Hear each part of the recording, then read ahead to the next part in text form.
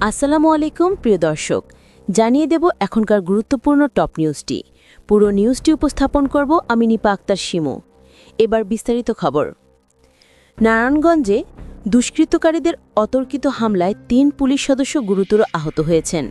এই ঘটনায় এলাকায় তীব্র চাঞ্চল্য সৃষ্টি হয়েছে। জানা গেছে, কর্তব্যরত অবস্থায় নিয়মিত টহল দিচ্ছিলেন পুলিশ সদস্যরা। এই সময় একদল সন্ত্রাসী দেশীয় অস্ত্র নিয়ে তাদের উপর হামলা চালায়। প্রত্যক্ষদর্শীরা জানান, হামলাকারীরা ধারালো অস্ত্র এবং লাঠিসোঁটা ব্যবহার করে পুলিশ সদস্যদের কুপিয়ে ও পিটিয়ে জখম করে। ঘটনাস্থলেই তারা গুরুতর আঘাত পান এবং পরবর্তীতে দ্রুত হাসপাতালে নেওয়া হয়। আহতদের মধ্যে একজনের অবস্থা আশঙ্কাজনক হওয়ায় তাকে নিবিড় পরিচর্যা কেন্দ্রে রাখা হয়েছে।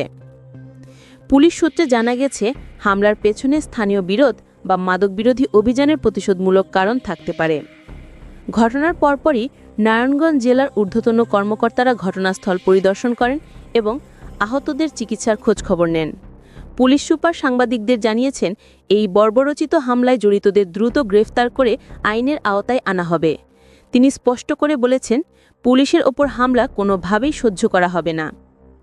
এই ঘটনায় একটি মামলা দায়ের করা হয়েছে এবং হামলাকারীদের গ্রেফতারে অভিযান শুরু হয়েছে। ইতোমধ্যে পুরো এলাকায় নিরাপত্তা জোরদার করা হয়েছে এবং আইন শৃঙ্খলা রক্ষায় পুলিশ টহল বৃদ্ধি করা হয়েছে। প্রিয় দর্শক, এই ছিল এখনকার গুরুত্বপূর্ণ নিউজ। আরও গুরুত্বপূর্ণ নিউজ নিয়ে ফিরছি কিছুক্ষণের মধ্যে। নিউজগুলো সবার আগে দেখার জন্য এই চ্যানেলটি সাবস্ক্রাইব করতে ভুলবেন না। ধন্যবাদ।